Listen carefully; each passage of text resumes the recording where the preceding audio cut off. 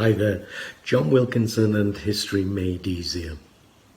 Mao's Cultural Revolution, the crazy period that Mao forced China to go through. It has to be the wildest ride that I've ever studied in history. Unbelievable almost. And yet people went through that. We shouldn't forget that. People went through that time. This piece is going to try and explain the reasons behind that, taking two different perspectives on that. Mao simply determined to stay in power, to hold on to power when that grip that he had was threatened, but also the ideological purpose behind the Cultural Revolution. And after looking at that, I'm going to take just a brief outline, give a brief outline of the stages that I think you can identify that the Cultural Revolution goes through. So I hope you find it interesting. The Great Proletarian Cultural Revolution, to give it its full grand title, lasted from early 1966 to Mao's death in 1976. Though its fiery phase, the one we really focus on, ended in 1969, for which millions and millions and millions of Chinese must have been truly grateful. But two central themes can be clearly seen in the different explanations that have been put forward for Mao's decision to trigger the Cultural Revolution. It was a straightforward fight to hold on to political power and control of the party, or else it was an ideological clash.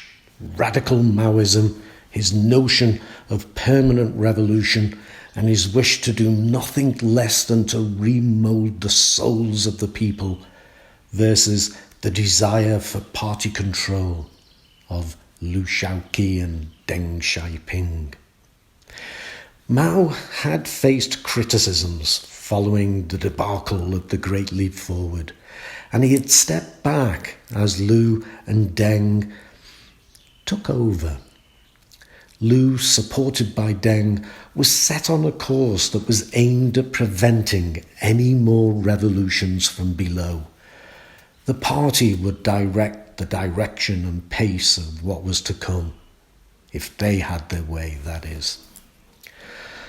Liu initiated the most comprehensive purge of the party China had ever experienced.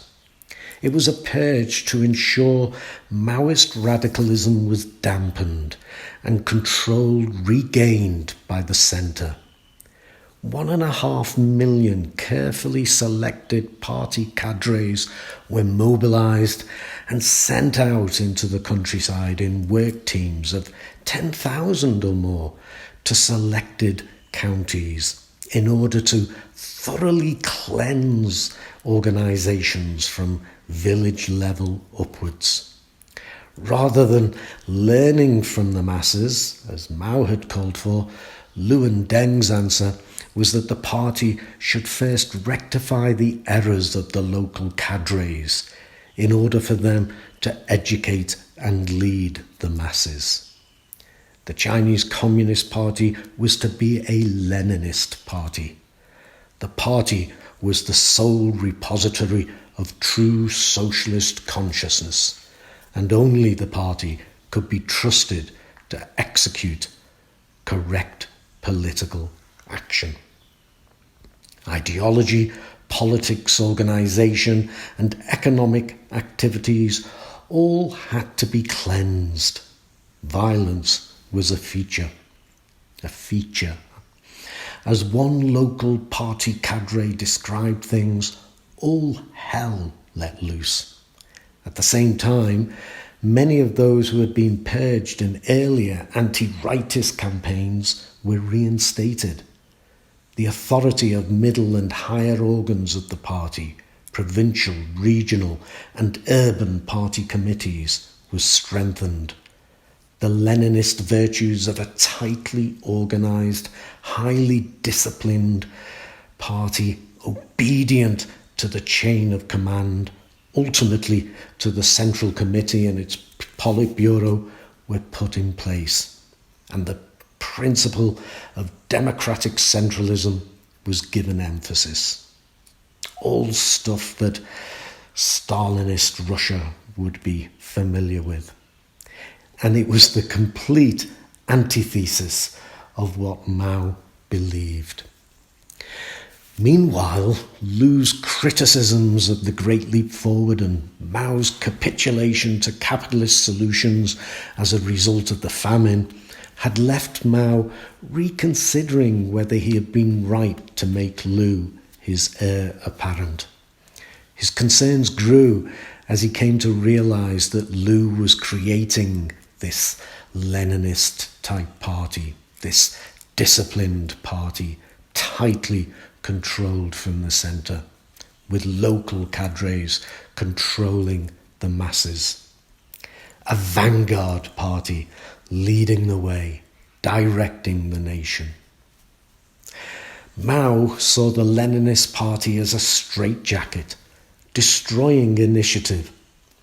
He instead advocated the notion of the mass line, that party cadres must first learn from the peasantry before they can teach and lead them. He did not want to leave the party in the hands of a Khrushchev, a revisionist, as Stalin had done. Whereas Lu and his followers thought that it was just his spontaneity of the masses and the loss of control of local party cadres that had brought the revolution and the party to its knees.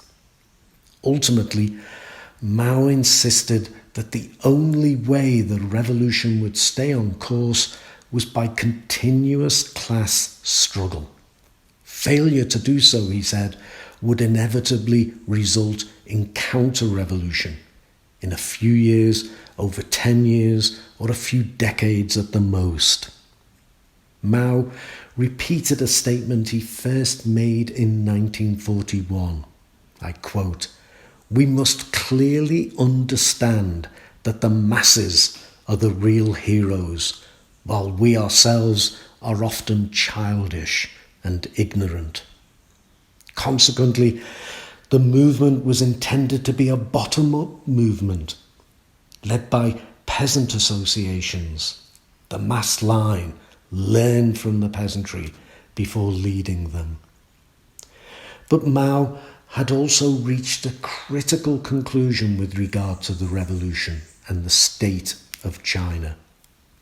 It was better to be ideologically on track than it was to raise living standards. Indeed, the richer China got, the more it might lose its radicalism, and that simply would not do. Mao was aware that the majority of the leadership didn't share his views.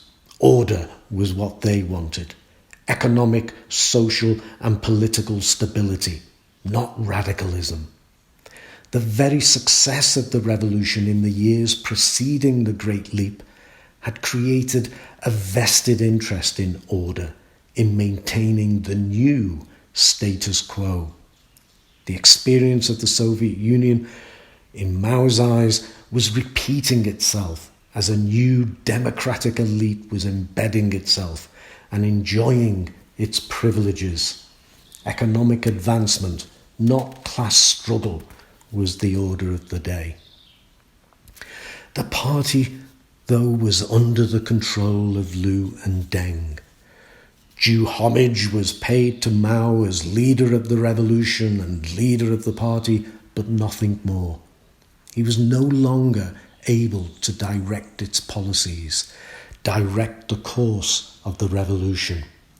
Mao would later reflect that he was treated as a dead ancestor. He was not just concerned that the socio-economic gains he had predicted in 1958 now seemed impossible, but that the revolution itself would be lost if a new bureaucratic class, supported by a technocratic intelligentsia with their bourgeois mentality, was allowed to take control. Consequently, from as early as 1962, Mao began gathering an inner circle of those he could trust. His wife, Jiang Xing, was prominent. Chen Boda, who had been his political secretary at Yan'an, Zhou Enlai, excruciatingly servile to Mao ever since Yan'an, and above all, Lin Biao, responsible for the cult of Mao reaching new heights, and crucially now Minister of Defence and so head of the PLA. Mao purported to lead a great democratic movement by presenting himself as the embodiment of the collective popular will.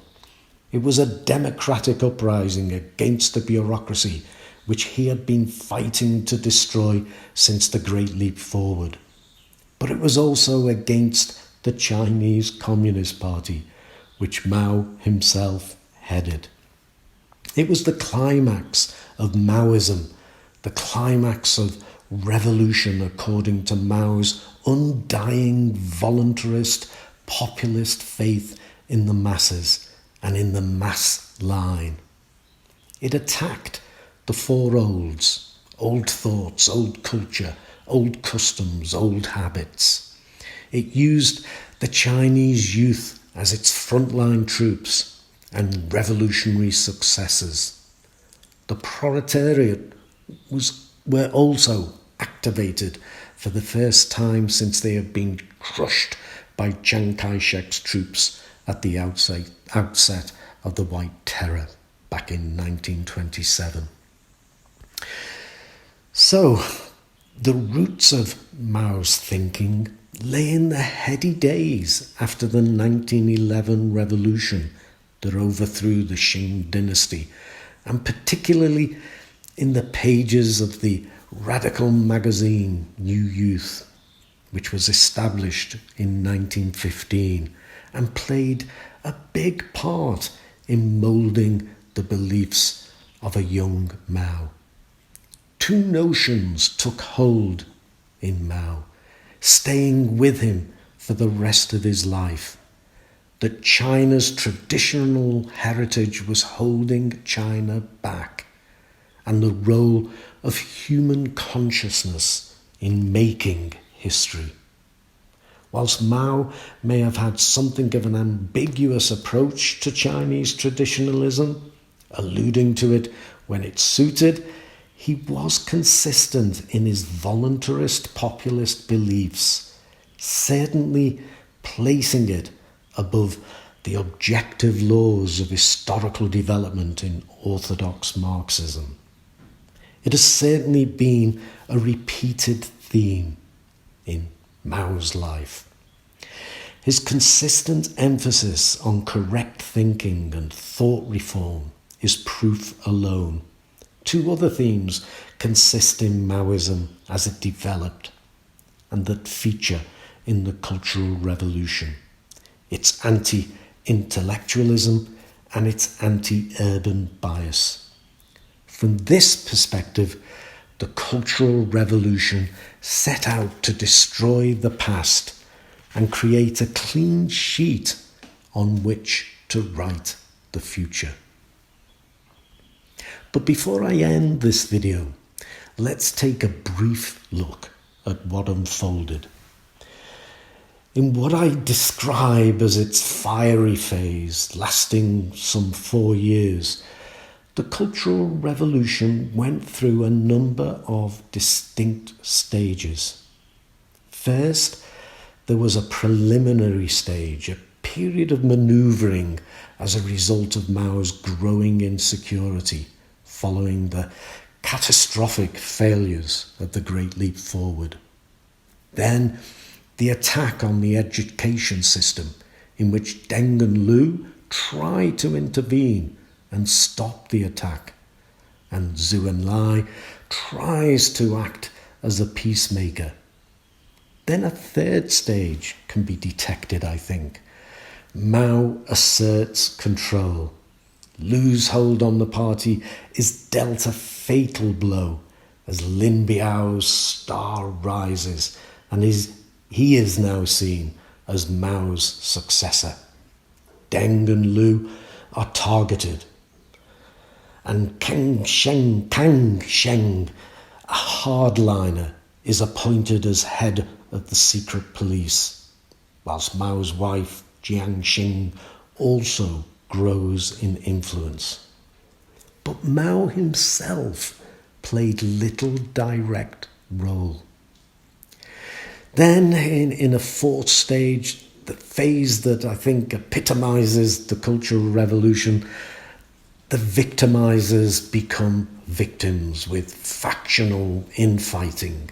Anarchy is widespread as the Cultural Revolution is clearly out of control. And then finally, the last stage. Anarchy is so prevalent that the PLA have to step in and take control, and the Red Guard are directed to the countryside to learn from the peasantry. The Cultural Revolution still stands amongst the greatest man-made upheavals in history, and that's putting it politely. And it left a mark that dominated the political consciousness of the Chinese leaders and the masses for decades afterwards. Indeed, it still has a lasting effect today. As well as those different stages, there were different important characteristics. The cult of Mao, seen in a swim in the Yangtze, the Little Red Book, the passion of the Red Guards and the great rallies, the use of youth, which was always more controlled than was apparent, and the brutalization of that youth. The use of violence, breaking the individual in self-criticism and struggle sessions. The use of terror, beatings and murders. The cleansing of class ranks.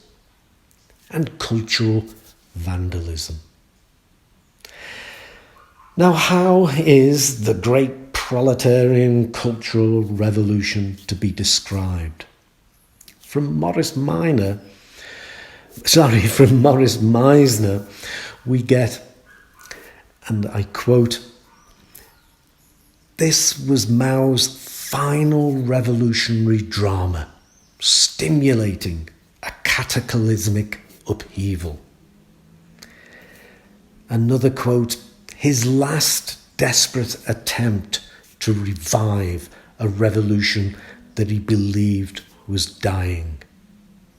And another quote, "The greatest tragedy of his long revolutionary career."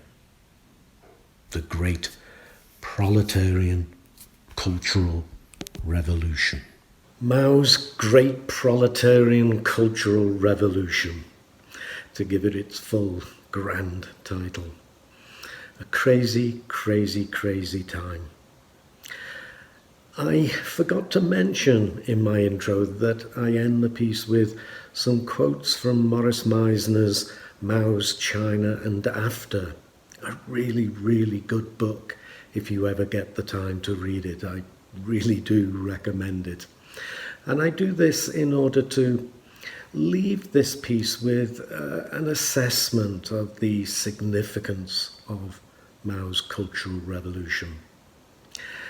So I leave you with a thank you for listening, as always. And as always, I remind you to check out my History Made Easier website. But for now, cheers.